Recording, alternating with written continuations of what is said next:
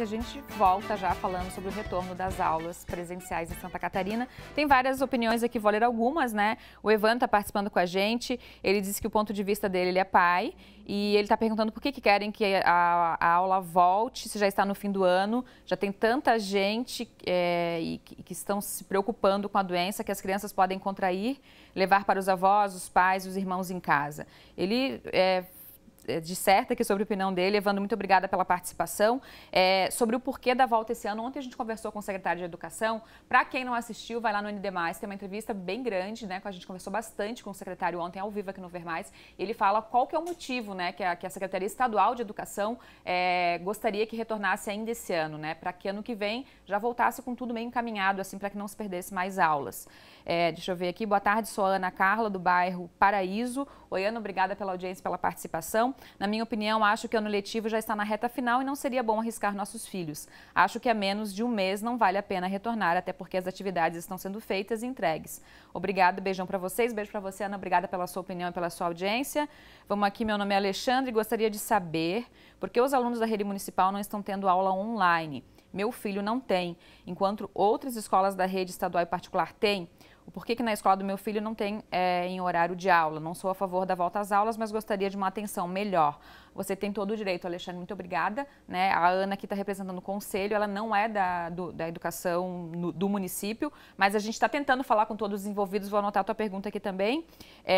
Deixa eu ver, tem mais gente, está todo mundo escrevendo agora. Deixa eu ver se tem alguém mais.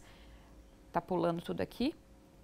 Deixa eu voltar, enquanto o pessoal acaba de digitar aqui, porque quando eu clico numa outra, me chamo Heloísa, queria saber o porquê de voltar às aulas presenciais, sabendo que estamos na reta final desse ano. Heloísa, então como eu falei, tem outras pessoas perguntando isso também. O secretário ontem explicou que era para poder já fazer todo esse plano que a gente está conversando aqui com a Ana, né, representante do Conselho Municipal de Educação, para que já se faça todo esse plano esse ano, para que ano que vem não se perca mais tempo, né, para que se volte já com tudo encaminhado, mas é uma opinião do Estado. Você pode olhar no ND+, também a nossa entrevista. Tem gente digitando aqui, mas eu vou perguntar para a Ana. Ela tinha me dito que está sendo feita uma tabulação, né, desse retorno das aulas que já aconteceram em 38 escolas, é isso? Uhum. Aqui em Chapecó, então ainda não se sabe esses números de quantos desses alunos realmente tiveram aula ou não. Mas, Ana, você como mãe, como professora, como representante do conselho aqui, eu queria saber um pouquinho da vivência de vocês, o que chegou até vocês em relação às famílias. A gente sabe que ontem eu conversei um pouquinho com o secretário sobre isso também, tem crianças que ficaram doentes em casa, inclusive com muita doença mental mesmo, né? Crianças depressivas, em outras cidades do estado já ocorreu caso de suicídio, né? Então, assim, tem essa preocupação, o que chega até vocês, o que vocês discutem sobre isso? Isso, a gente vem fazendo um acompanhamento desde o início, né, da parada das aulas presenciais, justamente porque nos preocupa muito isso, a saúde também, não só a parte cognitiva, mas emocional, né, dessas crianças. Nos preocupa muito a questão da evasão escolar também nesse período, né?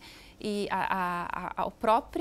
essas crianças onde estão, né? Em que lugar, em que local elas estão se elas não estão na escola.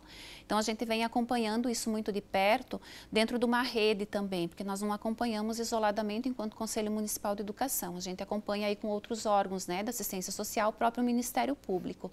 E pensando ações, então, de como trazer essas crianças de volta, como se aproximar dessas famílias, trazer essas crianças, né, ao convívio escolar novamente.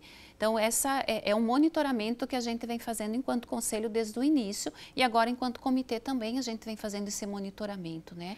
No começo da pandemia eu conversei com o Conselho Estadual de Educação e tinha uma preocupação assim que muitas vezes nos passa porque foge um pouquinho, às vezes, da nossa realidade, mas é a realidade de muitas crianças que sofrem violência e que era na escola que os professores viam essa violência e a escola no meio de olhar para essas crianças, né? Isso é preocupante também. Sim, então a gente vem tentando fazer todo esse acompanhamento, né? E encaminhando da melhor forma possível, porque hoje a gente tem um número muito expressivo de alunos em Chapecó, de instituições em Chapecó. Então a gente também tem que olhar para cada realidade, fazendo o encaminhamento a partir de cada realidade, a partir de cada situação. Porque também cada caso é um caso nesse sentido, né? Então aí também tem uma rede de apoio aí da assistência social bastante grande, que vem acompanhando essas famílias paralelo a todo esse processo da educação também. Ana, uma outra coisa que eu conversei ontem com o secretário, também que é uma preocupação de muitos pais e tem também várias opiniões em relação a esse assunto, lá no começo da pandemia o Conselho Estadual chegava a afirmar que não ia ter repetência, não ia ter reprovação. Ontem o secretário disse que já tem a recomendação de que as crianças que não conseguiram acompanhar repitam de ano. O que vocês discutem? Qual que é a opinião, talvez um consenso ou não do Conselho em relação a isso? O Conselho vem discutindo isso muito próximo, né, com a Secretaria de Educação, para também achar a melhor forma, porque só repetir essa criança também não resolve, né? Ele precisa ter todo um acompanhamento depois de reforço escolar, né? De alternativas e atividades complementares. Então essa é uma pauta, porque o Conselho ele vem normatizando todas essas questões esse ano atípico da educação, porque muitas coisas tiveram que ser reorganizadas, reformuladas, repensadas. Então essa é uma das questões que a gente vem discutindo muito próximo agora nesse período de fechamento de ano letivo com a Secretaria. Até porque, como o Alexandre citou aqui, né, o filho dele da rede municipal não tem aula online, né? E foi o que eu também argumentei com o secretário ontem, que acaba sendo um pouco injusto com as crianças que talvez não tenham acesso, os pais por algum motivo não foram buscar os materiais para aquelas que não estão tendo aula online, porque acaba tendo, querendo ou não, essa diferença, né? Para algumas crianças, principalmente as da rede privada, para as da rede pública que não têm o mesmo acesso, e aí depois, né, essas vão ter que repetir, as outras vão sair bastante na frente, né? Há uma organização das escolas, isso a gente também acompanha, dos gestores, coordenadores, da equipe gestora com os seus professores de tentar buscar essas crianças. Então, todos os esforços, pelo que a gente vem acompanhando das escolas, da rede municipal, é de buscar essas famílias, de ver onde está, né, o porquê que não está realizando as atividades, e aí também vai se encaminhando, né, caso a caso, porque aí há infinitos motivos também, né.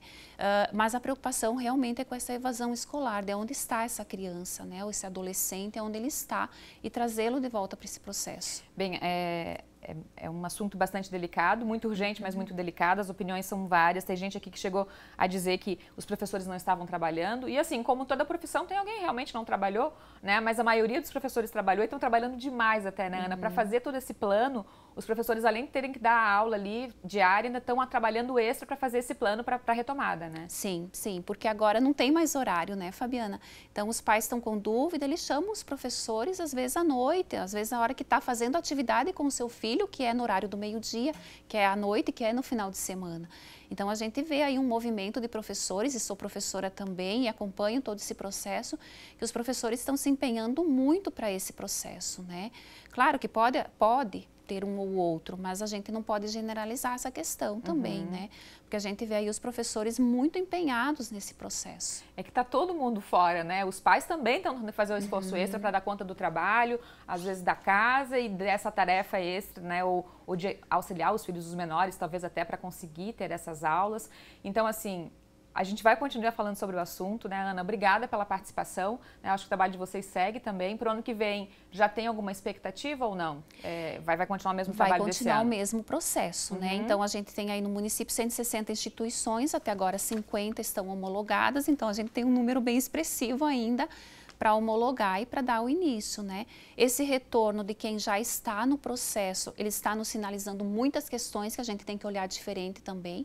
E eu acho que isso é bem importante, porque a partir do momento que começa, que a gente vê aonde a gente precisa ir ajustando, né? Então, está dando todo um panorama aí para a gente iniciar 2021. Obrigada pela participação, né? Pela pausa nos trabalhos aí de professora, de mãe, de representante do conselho e do comitê para falar com a gente. Até uma próxima, então. Obrigada.